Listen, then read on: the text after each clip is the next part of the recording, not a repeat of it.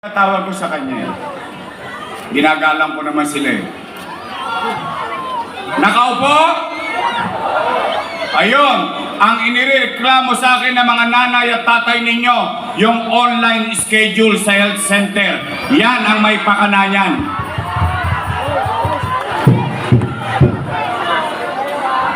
Ilan na sila?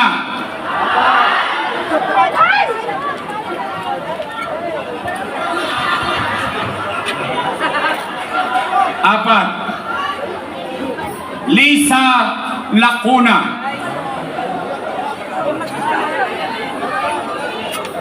Kapatid ni ate. Chief of Staff. Ilan na? Asawa ni Philip Lacuna. Ilan na? Si ate.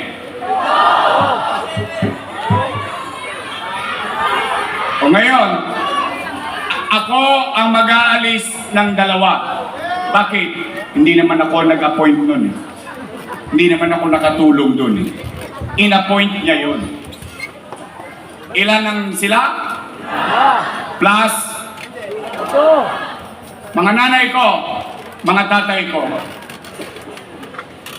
mga lolo't lola ko, mga batang Maynila. Ako na po ang nakikiusap. Patuloy akong tatanaw ng utang na loob. Hindi po ako titigil. Bakit ko kailangan baguhin ang sarili ko? Dahil lang naman sa paninira ng ibang tao. Narating ko nga itong kinalalagyan ko. Salamat sa Diyos. O kaya lamang, may pakiusap ako. Baka naman kung po pwede, sa ibang bagay na lang ako tumanaw ng utang na loob. Bakit? May utang na loob din naman ako sa taong bayan eh. Kung walang Diyos at wala kayo, wala ako sa kinalalagyan ko. Ngayon, masama naman bang lingunin ko rin yung taong bayan na sumisigaw na bumalik.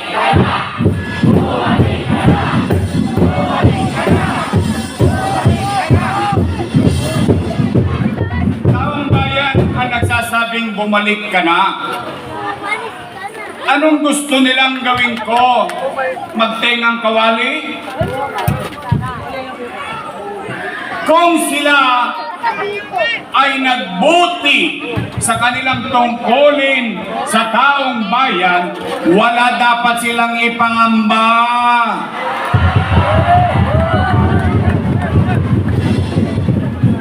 Bakit ngayon isinusubo natin sa taong bayan ang usapin ng dalawang pamilyang politiko? Nasaan ba doon sa usapan ang taong bayan? Kung nagbuti-buti sila, itinuloy na lang nila kung ano yung sinimulan ko. Hindi maghahanap ang taong bayan.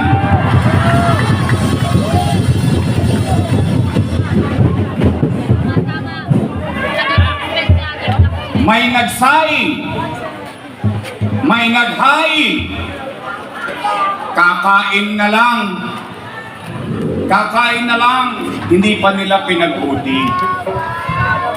Bakit sila nagagalit sa akin? Tanungin ninyo. Ito, real talk. Tanungin ninyo, yung mga lola at lolo nyong may sakit, kung hindi nawala yung allowance nila. Tanungin ninyo, yung mga nanay ninyo, yung mga tatay ninyo, mga lolo't lola ninyo, pupunta lang sa health center, kailangan naka-online schedule pa. Tanungin ninyo ang inyong mga sarili, kapitbahay, pumunta kayo sa Sampaloc Hospital, ni bond paper, wala.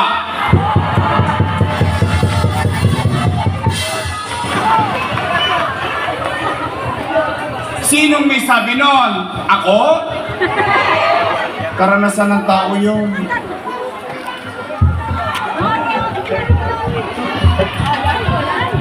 Kaya naman, huwag naman sana sana naman huwag nilang gawin ng usapan ay mga politiko lang. Ang halalang ito ay pinag-uusapan ay kapakanan ng taong bayan. Hindi kapakanan ng mga politiko lamang. Ito'y usapin ng katatayuan ng mamamayan sa ngayon at katatayuan ng pamilya at mahal nila sa buhay sa mga darating na panahon. Hindi politika lamang. Ang mga politiko, pagtapos ng halalan, bati-bati na. Kaya sabi ko, bakit naman ganon? Pero nandyan na yan. Nandyan na yan. Ay, ipapasatao ko na yan kung ano ang inyong magiging husga. Ngayon, hindi pa ba ako bayad sa utang na loob? Susuklian ko pa rin kung hindi man. Pero, for the meantime, tao muna ang lingunin namin lahat.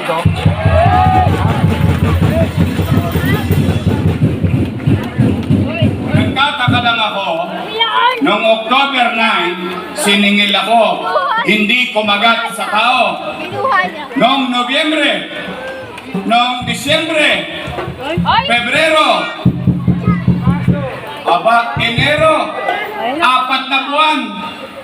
na buwan, pinupulutanan nila ako. Ako ang almusal nila sa umaga. Ako tanghalian. Ako hapunan. Buti na lang, kahit sinisira nila ako, basta nabigyan kayo ng 1,000, masaya na ako. May 5 kilong bigas pa yun.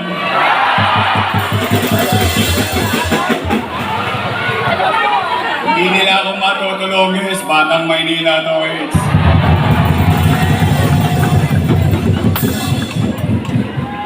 Alam ko naman, matalino ang mga taga Maynila.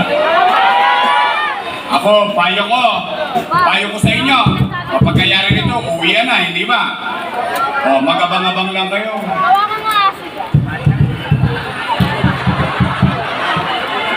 Sayang ang form.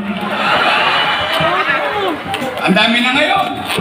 Tanungin nyo si Congressman Marcoleta. Ha? May AX. May tupad. Meron pa ba ngayon? Ewan ko, pag mag-aalalan, usong-uso yung akap-akap. Ako na, sa akin ang manggaling. Sa akin ang manggaling. Mahirap kasi ang buhay. Hindi ko naman masisisi ang mga kababayan natin. Mahirap talaga ang buhay. Pag nagbigay ng form, fill upan nyo. Sayang din. Laman tiyan din yan. Pero huwag kayo papayag. Pag ang 3,000 naging 2,000, bukol yun. Yung 7,000 naging 5,000. Nako! Pero, tanggapin nyo. Bakit? Tama si Marcoleta. Pera nyo naman yan eh. Pera ng taong bayan. Pero patatagin ninyo ang inyong damdamin. Bakit? Huwag tayong masisilaw. Buhay natin ang nakasalalay nito. O nay, tay. Total, araw-araw nila ako sinisiraan. Ako ang almusal, tanghalian, nakapunan. Tapos yung isa naman dyan, ginawa pa akong pulutan sa inuman. Ako naman, ito naman, pakisuyo ko.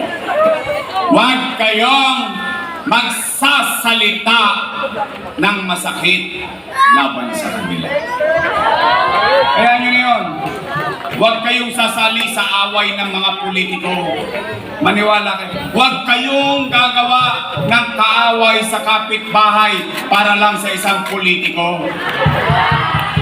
Dahil pagtapos ng eleksyon, malamang sa hindi ka naman kilala ng politiko. Pero yung kapitbahay mo, aabangan ka sa kanto. Tama mo eh. Oo, biliin ninyo. Away nila, damay kayo. Sa magkano? J.O.?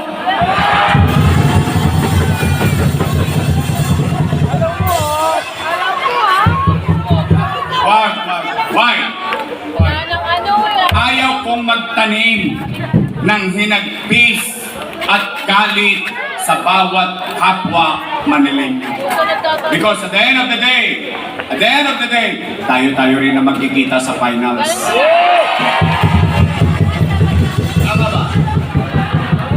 Oh, sila, sira na sira. Ang taong naninira kasi walang nagawa. Dahil kung ikay may nagawa, meron kang kwento. Eh wala kang kwento, wala kang kwenta.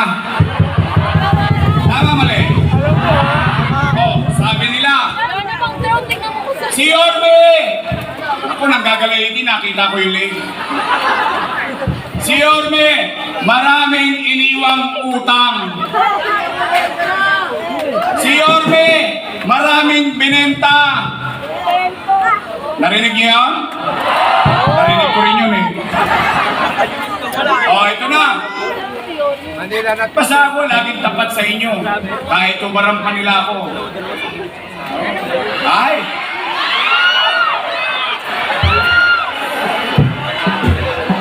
Parang gusto niyo naman makita yung poster ko na kaganon ah. Oh, sige. Sa lahat ng inaakusahan, ako yung umaamin. Totoong nangutang ako. Totoo, nagbenta ako ng area ng lungsod. Bakit? Hindi naman hindi nila sinabi. Tingnan ninyo. Ito, real talk. Taas ang kamay ng may anak dito. May anak. O sige, ganito. Taas ang kamay ng mga magulang dito. Ayan. Sasagot kayo, ha? Pag hindi kayo sigurado sa sagot, huwag na kayo sumagot. Pero real talk lang tayo. Nay, tay, kapag walang makakain ng pamilya ninyo, gagawa nyo na paraan. Well, talaga? Gagawin nyo ang lahat? Itatawid nyo ang pamilya nyo? Iraraos nyo ang pamilya nyo? Yan din ang ginawa ko bilang ama ng 2 milyong Manileño noong panahon ng Tay, nung binoto ninyo kong mayor noong 2019, wala kayong narinig sa aking reklamo na yung sinundan kong mayor, walang iniwang pera. Wala! Anong ginawa ko? Nagtrabaho agad. Niraos ko Maynila, nilinis ko Maynila, kinalawig ko yung mga tolongges na nagkakalat sa Maynila, pumanatag ang pamumuhay sa Maynila, umaangat na tayo. Boom! Pandemya. Tama ba? Pandemya, winasak ang ekonomiya. Walang ekonomiya, walang hanap buhay, walang trabaho, walang picha, walang chicha. Tama mali? Gusto nila ng kwento, ang kwento ko may kwenta. Magbigkas lang tayo ng ilan para lang madali. Sabi bilyon-bilyon eh. Bilyon-bilyon. Tama naman. Ito, una, kayo na mga naparito, kayo ay saksing buhay. Ito, mga chairman, lalo na, mga kagawad, secretary treasurer, exo, tanod, lahat yan. Yan ang pinalagong ko ng pandemya eh. Kayo, mga naparito, kasi kayo na lang ang testigo ko, yung iba patay na eh. Talaga wala tayong magagawa, pandemya yun eh. Kayo na naman naparito. At least, masasabi ninyo sa inyong mga sarili, sa inyong mga anak, noong panahon ng pandemya sa pamumuno ko, walang nagutom sa lungsod ng Maynila. Mayaman, middle class, mahirap, botante o hindi, bawat pamilya may food box. 700,000 families, not household. Families sa isang bahay, minsan 2 pamilya, minsan 3 pamilya, 3 food box. Lagyan natin ng kwenta konti.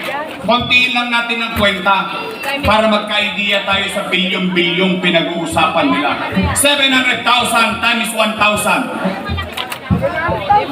Patay na. Daming zero. 700 million pesos. Buwan-buwan. Times 8. 8 times 7. 8 times 7. 56. Parang si DJ Bagaching lang eh. No?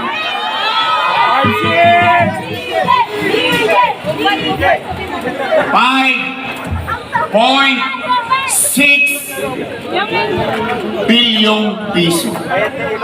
Yung maliit na food box na yun. Pagpalagay na lang natin, 1,000 piso na lang. Eh, ilang dilata yun? Yung iba nga nakikita ko sa online, binibenta na eh. Bakit? Hindi pa naubos yung food box, dumarating na naman yung food box. Tama ba? Ngayon, yung mga chairman na nasa kabila, yung mga kagawad, tanongin nyo sila, Chairman, totoo ba yung sinasabi ni Yorme, dinalang kayo rito ng food box para sa amin? 700 million times 8, 5.6 bilyong piso. Malaking pera? Saan ko kinuha yun? Ano, umipot ako ng ginto? Isa pa lang ang pinag-uusapan natin.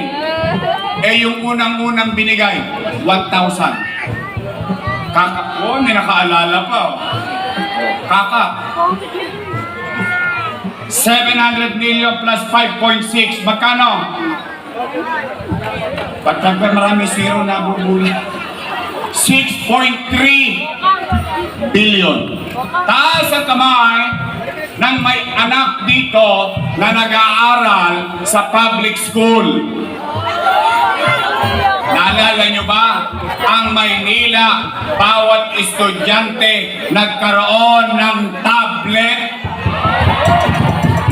1 bilyong piso, 110,000 tablets ang pinamigay ng inyong pamahalang lungsod ng Maynila. 1 billion. Eh yung internet, libre ba? May tosgas pa rin ang Maynila. 300 million pesos. May tablet na ang anak mo. May internet pa. Nakatawi ang pag-aaral ng mga anak natin noong panahon ng pandemya. 10,300 teachers.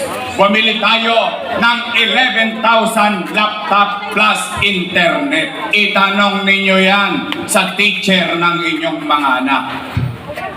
1 bilyon mahigit na naman plus 300 million. Ilang bilyon na?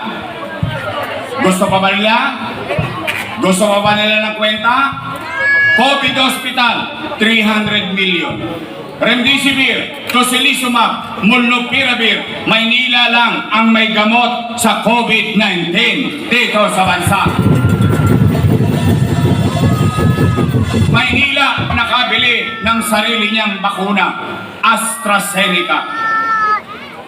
Ano pa gusto nilang kwenta? O tanong, nakaraos ba tayo ng pandemya? O, hindi ko pa sinama yung Albert Elementary School. Maganda ba yung Albert? Magsaysay High School, Manila Science High School, Rosauro Almario Elementary School. Bilyong-bilyon ba yun? Condominium 1, Condominium 2, Binondominium 1, San Lazaro Residence, San Sebastian Residence, Pedro Hill Residence, all 10-story, 20-story, in-city vertical housing program. Pandemya pa yun.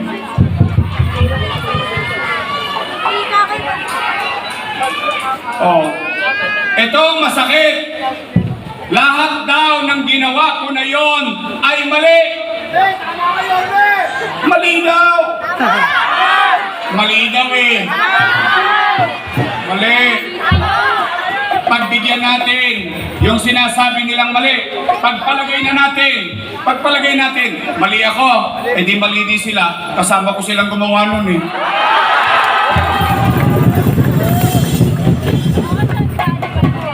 Akalain mo nung araw, tumutulong pa yun sa picture taking, paabot-abot pa ng food box. Tama ba? Ni pangalan ko doon, wala kayong nakita. Ito. Bakit? Busy ako City Hall, hindi na ako umuwi sa bahay para mairaos ko yung 2 milyong Manileño nung panahon ng pandemya. Kaya ako naniniwala, matalino naman kayo eh. Marami sa inyo dito, konti na lang ang birthday. Ang ibig ko sabihin, sa edad nyong yan, sa tagal nyong yan namumuhay sa Maynila, alam ninyo kung sino ang tapat at totoo.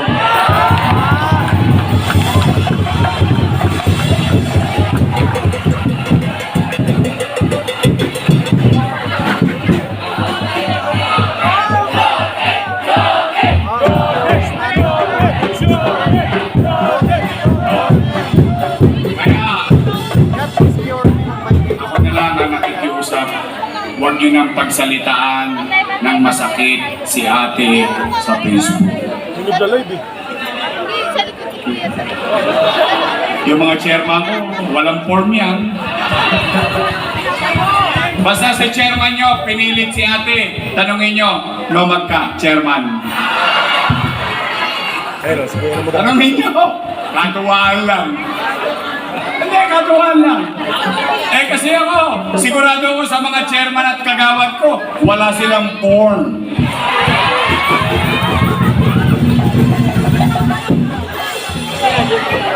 But, anyway, lumalalim na ang gabi. Matapos ang lahat ng acting ko, hindi pa titigil eh. Pero okay lang, titiisin ko na lang yan. Alam niyo bakit? Alam niyo naman, minsan may plate din ng dila ko. Pero hindi ko gagamitin yun. Dahil sa pagmamahal ko pa rin kay Danny Lacuna. Kung naiba-iba lang yan, kilala niyo naman ako. Matalas din ang dila ko. Pero hindi, respeto ko na lang kay Boss Danny. Kaya, ako na nakikiusap, huwag nyo nang pagsalitaan ng hindi maganda si ate. Okay na yun, let's move on with our lives. Kaya ngayon ang tanong ko, matapos ang lahat ng paninira, akusasyon, bagay na aking ginawa, gusto nyo pa ba akong bumalik?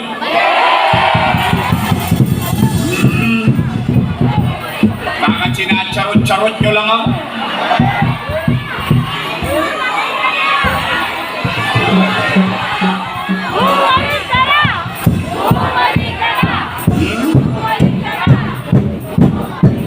Promise ha? Sige.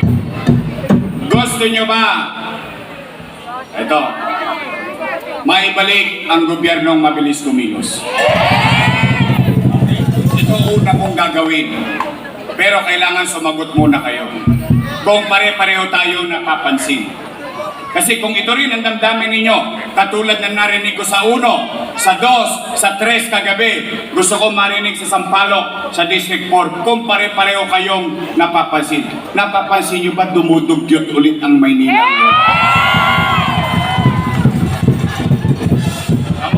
Pare-pareho na kayo napapansin, si ate na lang hindi nakakapansin. Sinungaling kayo! Hindi kayo nagsasabi ng totoo? Totoo? Dugyot ang Maynila?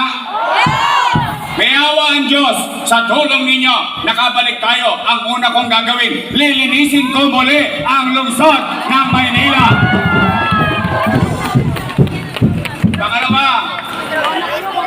Pangalawa kong gagawin, pero kayo muna sasagot. Napapansin nyo ba? Nagbalikan na naman ang mga tologe sa Maynila. Snatching, holduping. Dito lang oh. Piliin mo, tatawid lang yung dalawang lalaki. Kinaldag yung bag. O, tingnan ninyo,